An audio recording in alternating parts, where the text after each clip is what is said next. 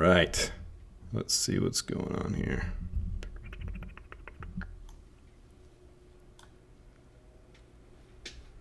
Getting it going. This is the first time I'm going live, so hopefully this is up and rolling. I'm going to check a few things. We'll get rolling in a minute.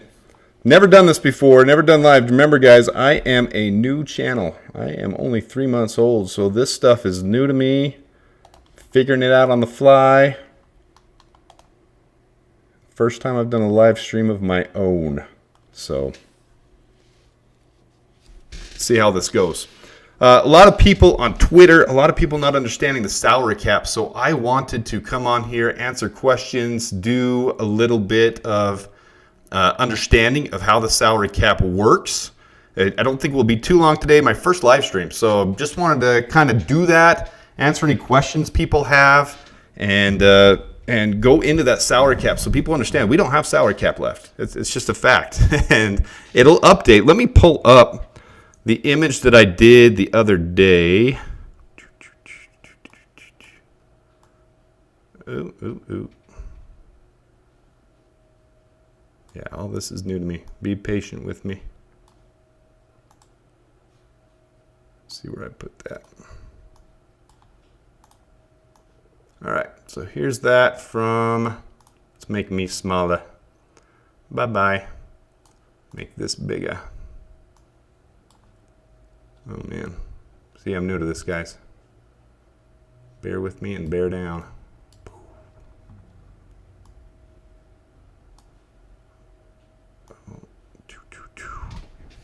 All right, everything's sounding good. Good. I'm glad to hear that. Thanks, guys. Boom. Let's move that out of the way. So here's the salary cap that I shared the other day on the video. So this is updated since then. I haven't updated the graphic, but it is updated. If you look at Spotrac, we'll go there in just a minute. That 57 is now down to 35.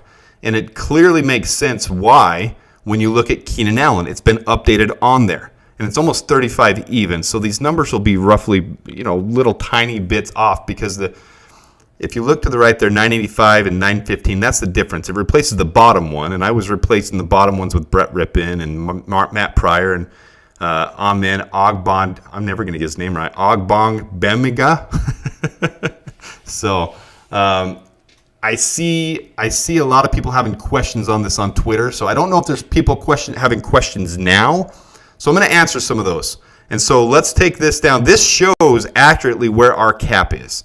And I'm going to show it on Spotrac so that you guys can see exactly what I'm talking about. And if there's any questions people have, you can check it out on here. You can check it out on there. Check it out on Spotrac. Go on your own. A lot of people don't want to pull that stuff up. They just want to see it. And that's why I like to do some of this stuff, is to give you guys a basis for it. But let me get that over here. Let's get rid of this. All right, so here is straight on the website. This is live from the website right now. So I'm on the site. And let's go up top here so you guys can see it. All right, so if you go up top to the active roster, this is the entire active roster right here. So this is all and it's based off of the highest salary cap. And you scroll your way down. You see Keenan Allen right here. Keenan Allen is currently there. It's listed now. So when you scroll all the way to the bottom, that $35 million is accurate. But what's not listed on here is, you see these guys right here? Kevin Byard, Jake Curham, Gerald Everett, Amen linebacker, Matt Pryor, Brett Rippon, Coleman Shelton. Those haven't been allocated yet. They're not on here. They're not on the 51-man roster. All right, I got to take a minute. Then I'm new to streaming, guys. I'm new to live, so I got to take a minute and look at some of these comments. That's right, Keenan Allen, baby. Woo! Dude, guys, I don't know how much more excited we can be about this. It's 100% the most exciting thing I've seen as a Bears fan. I haven't seen it since Brandon Marshall and Alshon Jeffrey, that we've had a wide receiver room with multiple wide receivers that legitimately are a threat in the league. We're competing with the Philadelphia Eagles and the Miami Dolphins and teams that have that dual wide receiver one threat. It's going to be stinking neat. All right, so yeah, this next couple weeks are going to be torture. I think it's going to come sooner than we think. Everything is stacking up to it. Yes, I think Borum is absolutely going to be replaced in the draft. He was terrible. One of the worst tackles in the league. we could move him into guard, but I don't see why we would at this point with the pickups that we've made. We have quality depth at guard now. Same for Jatiri Carter, but he doesn't save us much. He doesn't save us really anything on the cap. Graphic is blurry. Could be the live stream. I'll try to figure this stuff out, guys. All right, let's get back into it. I don't see anything that's not being addressed right now. Dude, Michael, I am coming to Arizona to the Bears Cards game. Absolutely. So if you want to hit me up on Twitter before the game, I'm coming down to that one. I plan on going to 3 games this year. I'm going to Indy for the Colts with my buddy. My best friend is a Colts fan. I'm going to Arizona, and I'm going to the Niners game. I went to the first game ever in Levi Stadium. I got a little commemorative thing from it, and that was the game where Brandon Marshall had 3 touchdowns. We came from behind. We were 17 down, dude, and Niners fans were actually really cool. It was a lot of fun because they were razzing me while we were down. We came back and won, and they were actually pretty cool about it. It was really fun. All right, I don't see anything too crazy there about questions about salary cap. This is the point of it today. I want to go through the salary cap real quick for you guys. So let me go up and explain that real quick. So I showed on the graphic, but here is all the salary cap of everyone, and you see listed there at the bottom, they are not allocated yet. The contracts aren't released, so they're not on here. Kevin Byard, we know, is a $15 million contract, so assume that's 7.5. We don't know the details of it. You're right, Spotrac. I hate saying Spotrac, though, so I always say Spotrac. I say it wrong because I just hate saying Spotrac. It just sounds weird. But you're right, bear down. Jake Curham is a minimal contract. Gerald Everett is $6 million over 2 years. So we're assuming $12 million over 2 years. So $6 million a year. We're assuming there's $13.5, and then Coleman Shelton is $3 million. So there is $16.5. Come down here and see this bottom number. So $35 million. Those haven't been allocated yet. There is the 13.5, 16.5, so take that off and you got 19.5. Then you come up here and you take the projected pool, and this is the projected top 51 cap hit. There's 12.2 million. So there we sit now, and that helps you understand where we don't have salary cap from. A lot of people are acting like this number is completely accurate right here, but if you read the lines here, you see how they translate down. You see what's happening. So you have to kind of deduce and analyze it. So I don't think it's too big of a problem for anybody on here. I don't think they're really questioning it, but I just wanted to show you guys how that works. These are not allocated yet. Those aren't done. So no, it's not officially official on here with 35 million. And most of your national pundits, most of your media heads aren't seeing this because they're not looking into it. They just want to see what the number shows, and so then they report it's 35 million. So all right, how does the salary cap affect paying draft picks? Well, right here. So when you look on here, these are estimated values of what those draft picks are. So your round 1 pick one is going to be $7 million towards the cap hit on the first year. Most of that is in bonus. Go over here, and you can see they all get the base salary as a rookie. But where the bonus comes in is the higher they're drafted, the higher the bonus. These round 1 picks are going to make higher money, but you see all from round 1, number 1, down to round 1, number 9, it already drops from 7 to 4. So the top guys are going to be paid more than the next guys down, and it reduces drastically. And then by the time you get into round 2, they're making about $2 million, into round 3, $1 million, and then after that, it really doesn't make much of an impact on the salary cap when you get into round 4 and 5 guys. Let's see. Let me pull that picture back up for you guys that were asking questions about it. Here's the picture of it. So this is what I showed the other day. It has now been updated on Spotrac with right there. I actually need to get into this so I can see live what's going on. I'm going to pull it up on my other computer what it looks like for you guys. Yeah, looks good. Yeah, so this is as of when I made the video yesterday. What Spotrac looked like was here on the left-hand side. This is my own little Excel spreadsheet.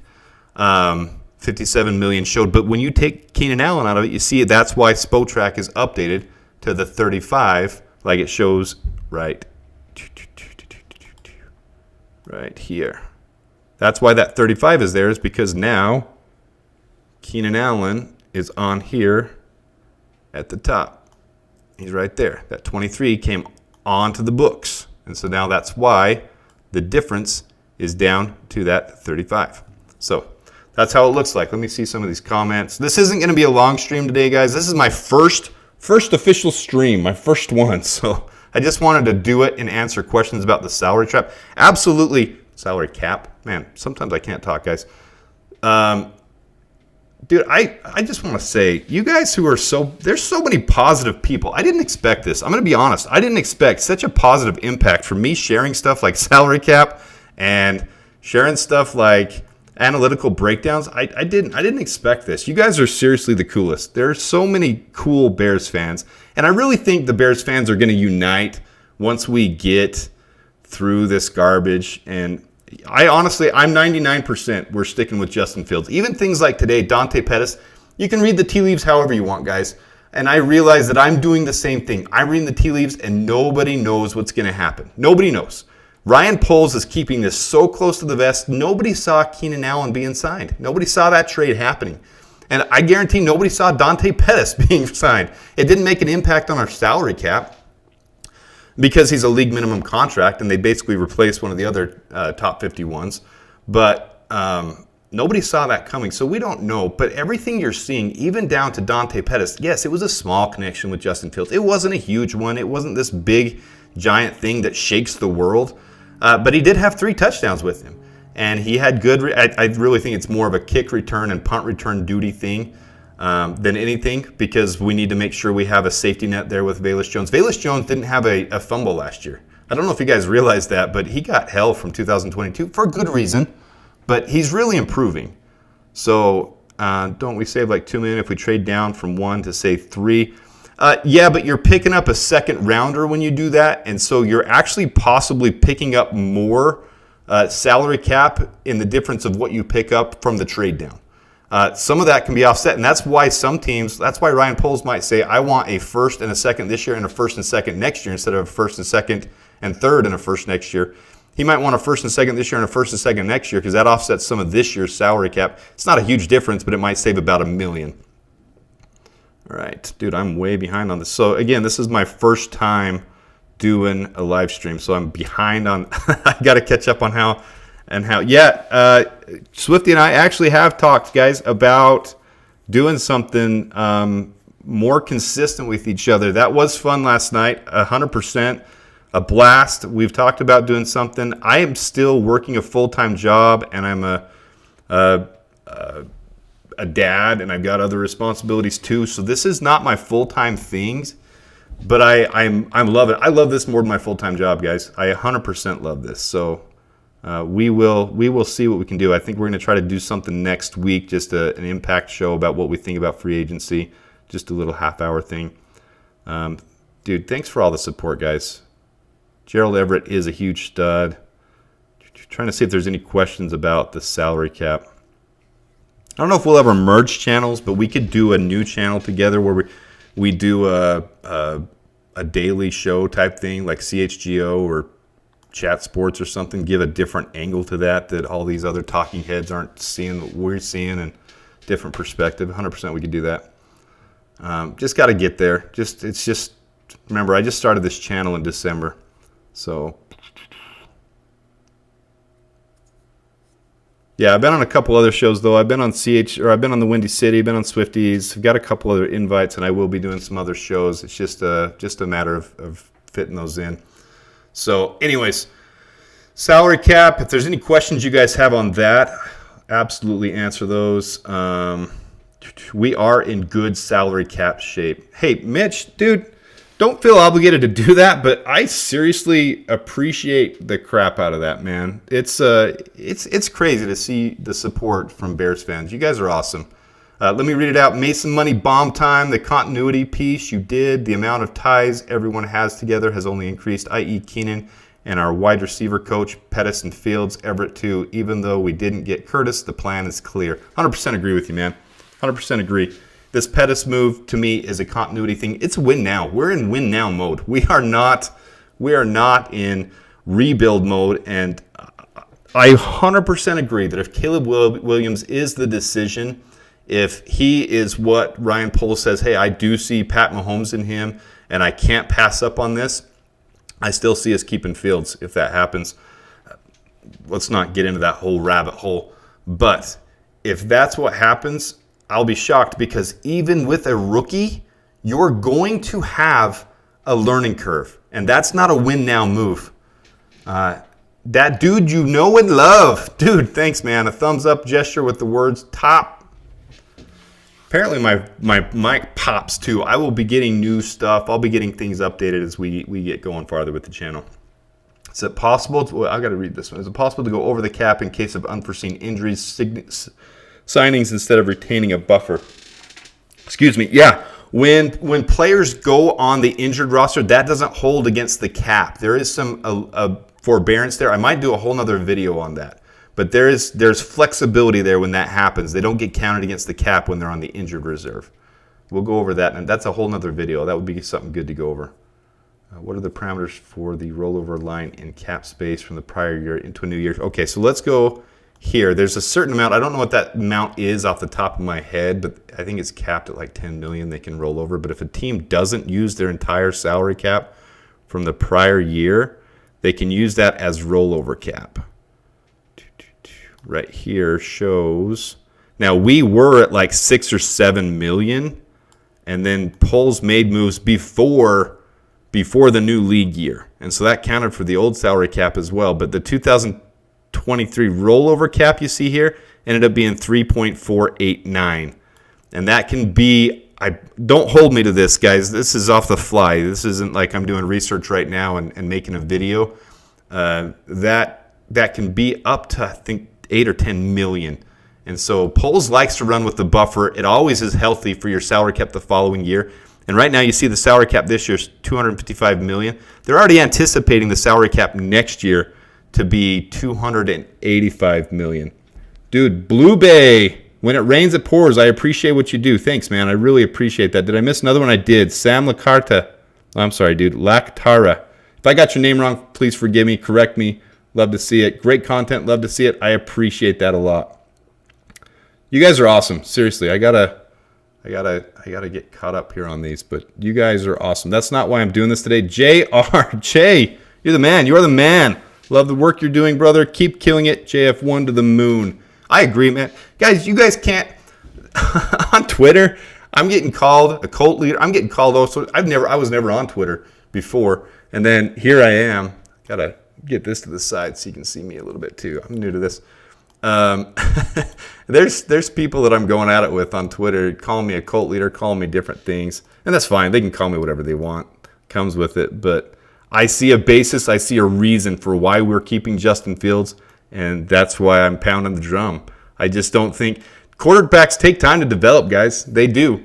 I think the Buccaneers will forever in history regret that they passed up on Steve Young and traded him 100% till the day they die. And the same thing, I guarantee you, the exact same thing would happen with Justin Fields. Even if he goes into a backup role somewhere, just like Steve Young did, if the whole rumor ended up being true where he went to the Eagles and whipped behind Jalen Hurts, I guarantee within 3 years he would beat Jalen Hurts out for that job. I think he's a much better quarterback than Jalen Hurts is. All right, I'm falling behind here. I got to get some of these. So you guys get me on a tangent, get me rolling.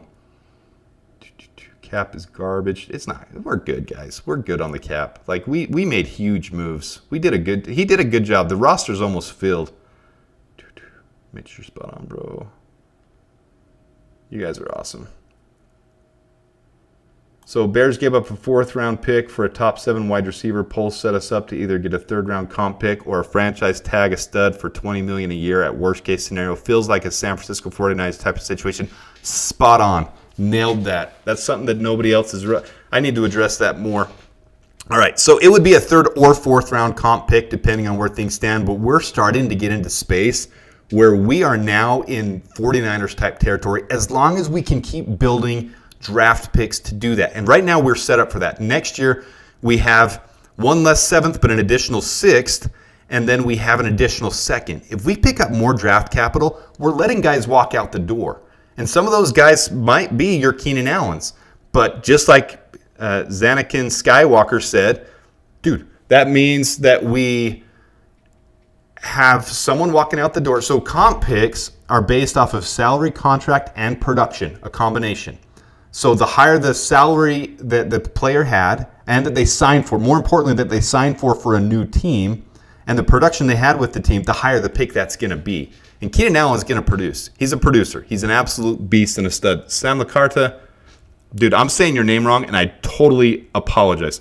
Sam Lectara, $10 again. People so desperately want to see a 4,000 passer in Chicago that they're willing to give up on the most athletic quarterback we've ever had because he struggled with no surrounding cast his first 3 years. 100%. Absolutely nailed it. Now, remember last year in training camp, in preseason, that Justin Fields was being interviewed, tossing the football up, and he was so confident he was going to be the first 4,000-yard passer. The dude doesn't lack the confidence. He's lacked the system. Now, Luke Getsy came the first year, and he actually did a decent job. Those people that are spending – this could turn into the false narrative live stream. This is what this could end up being. The whole narrative about Justin Fields not being able to pass across the middle, guys, I don't have stuff set up for this to show it. This is kind of jumbled to me. I got to get this stuff organized to do a show like that. But I stacked up side by side his 2022 and his 2023. 2023 across the middle, absolutely atrocious. 100% atrocious. 2022, one of the best in the NFL. I'll say I think it was top 12. He might have been 12th, might have been 10th. We'll say top 12, 10. So he was up there across the middle. Always been one of the most accurate, though. And the difference was Luke Getsy, when he came in, had a new scheme, a new system. People didn't know it. Year 2, Getsy did nothing to be able to move the linebackers out of the box and to show pre-snap pressure. He didn't know where people were coming. All those pressures that were on him right off the bat within a second was because they didn't do anything to expose it. And so the Packers, of course, they knew what was going on. They knew that they could keep him. When they talk about one read, that's because if that read on the outside wasn't open, he couldn't go to the inside because Getsy never did anything to back him off the ball. It's not that Justin Fields doesn't see the field. That's just completely not accurate. So 100%. With these weapons, with Shane Waldron, I am not concerned one bit about Justin Fields throwing for 1,000 yards or 4,000 yards. Not one bit. Dude, you guys are awesome. I feel bad about even ending this live stream because I didn't want it to go too long. I just wanted to go over some salary cap stuff. But yeah, Key was near 50% pressures. Nobody else has had that. And I will set the narrative straight. Some of that is on Justin Fields. Guys, my little one just woke up. Baby, come on down here. I am going to have to end it. We got through all the salary cap stuff anyway. She was having a nap, and I was trying to do my first live stream for about 20 minutes while she was napping. And so we're going to have to end this one. Do appreciate all of you guys, though. Dad responsibility is going to kick in here, but I got through what I wanted to with the salary cap. Let me know if you guys have any other questions on the salary cap real quick. We'll do some more of these, 100%, guys. We will do some more of these. That dude you know and love. Got to give you another shout out. 13.04 US dollars for 13-4 next year's record. NFC North crown, JF1 top 3 MVP votes, hosting a playoff game. I'm down with that. 100% down with that. And if we're doing that, if that is the exact record, that dude you know and love, you're coming onto the show when we host that game. You're going to come on for at least a couple minutes. You have to. I'm committing you to it now. So we're going to do that. We are going to do. So I was going to fly out to Detroit for the draft, but then I realized with the analytical stuff that I do and the analysis type stuff, I'm going to be able to do that better from my house and do live streams like this with you guys. That'll be much more convenient than me being in Detroit. So I'm not going to fly out to Detroit anymore. Hey, baby, come on down. She's good. We're good for 2 minutes. Bears got the number 1,300%. All right, so we are going to wrap this up. Looks like we're about 25 minutes here, guys. Let me know in the comments if you guys have any other questions about salary cap. That's what this was going to be. This is going to be 15, 20 minutes on the salary cap. We went a little over that because you guys are so freaking awesome. And I just had to mention you guys in here. Go over these. Dude, every time I try to watch live, my kid has to go crazy. Dude, I actually have the best kids in the world. You guys can dispute that, but you don't know my kids. They are freaking awesome. All right, I am 100% buying a Marvin Harrison Jr. jersey on draft night when that happens, 18. I am doing that for sure. Right now, I have a Justin Fields jersey of current players. I have a DJ Moore jersey, and I have a Darnell Wright jersey. I had to get the Darnell Wright jersey because my number in high school was 58. I was a defensive end, and I wore defensive end linebacker. I wore Darnell Wright's. No, I was number 58, so I had to get that one. Yeah, I'm 6'2", 240. I'm a little chunky right now, though. I'm not thinned out. If you guys watched the video where I went down to the NFL for the Super Bowl events they had for fans, I ran the 40 there, and it was bad. It was bad shape. So Adam Mason, the new anti-Fields argument is the Bears have no cap space to pay for Fields' fifth-year option. Yeah, the salary cap's going up $30 million next year right now. There's contracts that are easy to expire with Nate Davis, with Tremaine Edmonds. Keenan Allen's only a one-year contract, right? There's so many options we have because Ryan Poles isn't doing these salary cap hell options. Come on down, baby. Come here. I'm here. Come see Daddy. I'm not going to put her on here, though, so I'm not going to do that and expose her. But so we are going to wrap it up. Thank you all for tuning in. I seriously appreciate all of you guys. Didn't expect the super chats. Don't feel obligated to do that, guys, but I do appreciate the support. I am going to try to turn this into a permanent gig. This is something I want to do as my primary. I love it so much more than my full-time job. So here's the salary cap stuff. Let me know if you guys have any comments or questions. And come here, baby. Come here. Let me know if you have any comments or questions. Thanks for tuning in, and until next time, bear down.